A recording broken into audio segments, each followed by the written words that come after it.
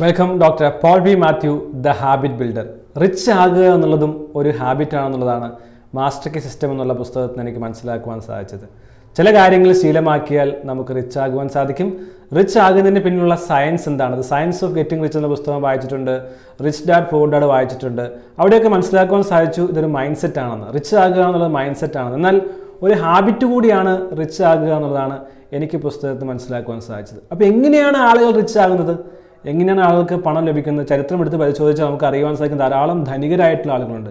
ധനികരെന്ന് പറഞ്ഞാൽ filthy rich ആയിട്ടുള്ള അല്ലെങ്കിൽ ബില്യണേഴ്സ് ആയിട്ടുള്ള കോടിക്കണക്കിന് ശതകോടികൾ ഉണ്ടായിട്ടുള്ള ആളുകൾ. അപ്പോൾ അവർക്ക് എങ്ങനെയാണ് ഈ പണം ഉണ്ടായത് എന്നുള്ളതിൻ്റെ പിന്നിൽ വലിയൊരു ശാസ്ത്രമുണ്ട് എന്നുള്ളതാണ് ദ മാസ്റ്റർ കീ സിസ്റ്റത്തിൽ നിന്ന് എനിക്ക് മനസ്സിലാക്കുവാൻ സാധിച്ചത്.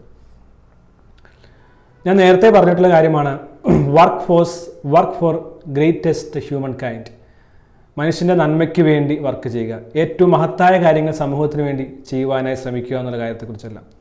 അപ്പോൾ ഈ ഒരു യൂണിവേഴ്സൽ പ്രിൻസിപ്പിൾ അനുസരിച്ച് അല്ലെങ്കിൽ പ്രകൃതി നിയമം അനുസരിച്ച് അല്ലെങ്കിൽ മാസ്റ്റർ കീ സിസ്റ്റം അനുസരിച്ച് ധനികരാകുവാനുള്ളതിൻ്റെ കാരണമെന്ന് പറയുന്നത് എക്സ്ചേഞ്ച് വാല്യൂ അല്ലെങ്കിൽ ലോ ഓഫ് കോമ്പൻസേഷൻ, പ്രകൃതിയുടെ പ്രതിഫല നിയമം, അല്ലെങ്കിൽ നമുക്ക് പ്രതിഫലമായി കിട്ടുന്ന ഒരു കാര്യമാണ് ധനം എന്ന് പറയുന്നത്, അല്ലെങ്കിൽ ധനികരാകുക എന്ന് പറയുന്നത്. അപ്പോൾ ധനികരാകുന്നതിനും ദരിദ്രരാകുന്നതിനും ഒറ്റ കാരണമാണുള്ളത് എന്നുള്ളതാണ് ഈ പുസ്തകത്തിൽ നാം മനസ്സിലാക്കേണ്ടത്.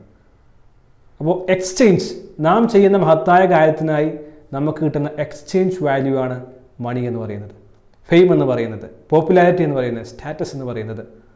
നാം എന്താണോ ചെയ്യുന്നത് അതിന് നമുക്ക് ഈ യൂണിവേഴ്സ് നൽകുന്ന പ്രതിഫലം. അപ്പോൾ ഈ യൂണിവേഴ്സിന് ധാരാളം നോബിളായിട്ടുള്ള ലോഫ്റ്റി ആയിട്ടുള്ള കാര്യങ്ങൾ ചെയ്യേണ്ടതായിട്ട് ആവശ്യമാണ്. യൂണിവേഴ്സിന് ഈ ഭൂമിയിൽ വലിയ കണ്ടുപിടുത്തങ്ങൾ നടത്തണം, വലിയ മാറ്റങ്ങൾ കൊണ്ടുവരണം, വലിയ ചേഞ്ചസ് ഉണ്ടാക്കണം, വലിയ സമൂഹത്തിന് ഗുണപ്രദമായിട്ടുള്ള ധാരാളം കാര്യങ്ങൾ ചെയ്യണമെന്ന് അതിനുവേണ്ടി കോൺസ്പയർ ചെയ്യുന്ന ഒന്നാണ് യൂണിവേഴ്സ്. അപ്പോൾ യൂണിവേഴ്സിനെ ആര് സഹായിക്കുന്നുവോ, അതിനുവേണ്ടി പാഷനേറ്റായി ആര് മുന്നോട്ട് വരുന്നുവോ, അതിനുവേണ്ടി ആര് കഠിന പ്രയത്നം ചെയ്യുന്നുവോ, അതിനുവേണ്ടി നിരന്തരം ആര് ചിന്തിച്ചുകൊണ്ടിരിക്കുന്നുവോ, പ്രയത്നിച്ചുകൊണ്ടിരിക്കുന്നുവോ, അധ്വാനിച്ചുകൊണ്ടിരിക്കുന്നുവോ, അവരെ റിവാർഡ് ചെയ്യുവാൻ, അവരെ കോമ്പൻസേറ്റ് ചെയ്യുവാൻ ഈ പ്രകൃതി എപ്പോഴും ശ്രമിച്ചുകൊണ്ടിരിക്കുകയാണ്. അങ്ങനെയുള്ള ആളുകളെ കണ്ടെത്തുവാനായി പ്രകൃതി നോക്കിക്കൊണ്ടിരിക്കുകയാണ്. ഈ വിശുദ്ധ വേദപുസ്തകത്തിലൊരു വാക്യം ഇപ്രകാരം വായിക്കുന്നുണ്ട്. സങ്കീർത്തനങ്ങൾ 14, സങ്കീർത്തനങ്ങൾ 51 ആണെന്ന് തോന്നുന്നു. ദൈവമില്ല എന്ന മൂഢൻ തൻ്റെ ഹൃദയത്തിൽ പറയുന്നു, അവർ വഷളന്മാരായി മ്ലേച്ഛമായ നീതിയേട് പ്രവർത്തിക്കുന്നു. ദൈവത്തെ അന്വേഷിക്കുന്ന ബുദ്ധിമാൻ ഉണ്ടോ എന്ന് കാണുവാൻ ദൈവം സ്വർഗ്ഗത്തിൽ നിന്ന് മനുഷ്യപുത്രന്മാരെ നോക്കുന്നു എന്ന്.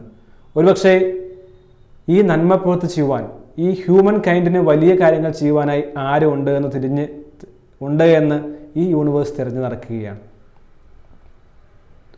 അപ്പോൾ നാം ചെയ്യുന്ന മഹത്തായ കാര്യങ്ങൾക്ക് അല്ലെങ്കിൽ ചെയ്യാനുള്ള നമ്മുടെ ആഗ്രഹത്തിനുള്ള ഒരു പ്രതിഫലമാണ് നാം ചെയ്യുന്ന വലിയ കാര്യങ്ങളും നമുക്ക് കിട്ടുന്ന ധനവും എന്നുള്ള കാര്യം ഏറ്റവും ആദ്യം മനസ്സിലാക്കുക. അപ്പോൾ ഇതിൻ്റെ അടിസ്ഥാന തത്വം എന്ന് പറയുന്നത് നമുക്ക് എന്ത് ചെയ്യുവാൻ സാധിക്കും, അതിനുവേണ്ടി നാം എന്ത് പ്രയത്നമാണ് ചെയ്യുന്നത്, അതിന് വേണ്ടി നാം എന്ത് സ്കില്ലാണ് ഡെവലപ്പ് ചെയ്യുന്നത്, അതിനുവേണ്ടി നാം എന്ത് യത്നമാണ് ചെയ്യുന്നത് എന്നുള്ളത് പ്രധാനപ്പെട്ട കാര്യമാണ്. ഇപ്പോൾ ഈ പുസ്തകം ഏകദേശം 100 വർഷങ്ങൾക്ക് മുമ്പ് എഴുതിയ പുസ്തകമാണെന്ന് പറഞ്ഞു. അതിനകത്തിപ്പോൾ ആൻഡ്രൂ കാർണിഗിയെ പോലുള്ള ആളുകൾ വളരെ ദരിദ്രരായിട്ടുള്ള ആളുകളായിരുന്നു, എങ്ങനെ അവർ ധനികരായി മാറി. നമുക്കറിയാം, ഏറ്റവും വലിയ ധനികരെ എടുത്തു നോക്കിയാൽ അവരെല്ലാവരും തന്നെ ദരിദ്രരായിരുന്നു എന്നുള്ളത് നമുക്ക് മനസ്സിലാക്കുവാൻ സാധിക്കും. ആ ദാരിദ്ര്യത്തിൻ്റെ അവസ്ഥയിലും ഏറ്റവും ഇല്ലായ്മയുടെ അവസ്ഥയിലും അവർ വലിയ കാര്യങ്ങൾ ചെയ്യണമെന്ന് ആഗ്രഹിച്ചത് കൊണ്ടാണ് യൂണിവേഴ്സ് അവർക്ക് കോമ്പൻസേഷൻ നൽകിയത്, എക്സ്ചേഞ്ച് വാല്യൂ നൽകിയത്, അവർ റിച്ചായി മാറിയത്. അപ്പോൾ വെരി ഗുഡായിട്ടുള്ള വളരെ നോബിളായിട്ടുള്ള കാര്യങ്ങൾ ചെയ്യുവാനായി, കണ്ടുപിടുത്തങ്ങൾ നടത്തുവാനായി, ഹ്യൂമൻ കൈൻഡിന് സർവീസ് നൽകുവാനായി നാം യത്നിക്കുന്നുവെങ്കിൽ തീർച്ചയായും നമുക്ക് വലിയ വിജയവും ധനവും ഉണ്ടാക്കുവാൻ സാധിക്കും. അപ്പോൾ ഈ പുസ്തകത്തിൽ വായിക്കുമ്പോൾ നമുക്ക് മനസ്സിലാകും, ധനം ആർക്കും ഉണ്ടാക്കാം. നന്മ പ്രവൃത്തിയിലൂടെയും തിന്മ പ്രവൃത്തിയിലൂടെയും ധനം ആർക്കും ഉണ്ടാക്കാം.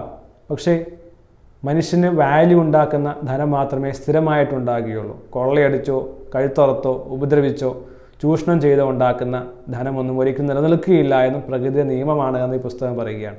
അങ്ങനെ തെറ്റായ വഴികളിലൂടെ വാല്യൂ ഇല്ലാതെ ഇമ്മോറലും അൺഎത്തിക്കലും ആയിട്ടുള്ള ധനം സമ്പാദനം അത് തിരിച്ചടി ഉണ്ടാകുമെന്നുള്ളതും ഈ പ്രതിഫലം നിയമത്തിൽ പറയുന്നുണ്ട്. ലോ ഓഫ് കോമ്പൻസേഷൻ അല്ലെങ്കിൽ എക്സ്ചേഞ്ച് വാല്യൂ തീർച്ചയായും നാം കൊടുക്കുന്നത് നമുക്ക് കിട്ടും. അപ്പോൾ ഏറ്റവും നല്ല കാര്യത്തിന് വേണ്ടി ഏറ്റവും വാല്യൂ ഉണ്ടാക്കുവാൻ കഴിയുന്ന, മനുഷ്യൻ്റെ പ്രയാസങ്ങൾക്കും ബുദ്ധിമുട്ടുകൾക്കും പരിഹാരം നൽകുന്ന ഒരു സൊല്യൂഷനായി നമുക്ക് നിൽക്കുവാൻ സാധിക്കണം.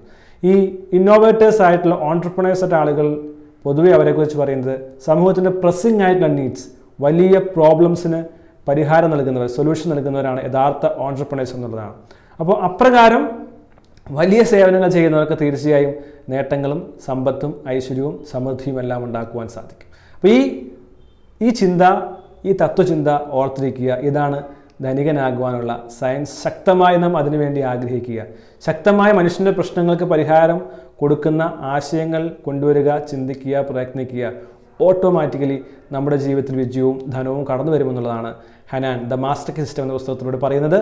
തീർച്ചയായും നമുക്കും അത് സാധിക്കട്ടെ. All the best.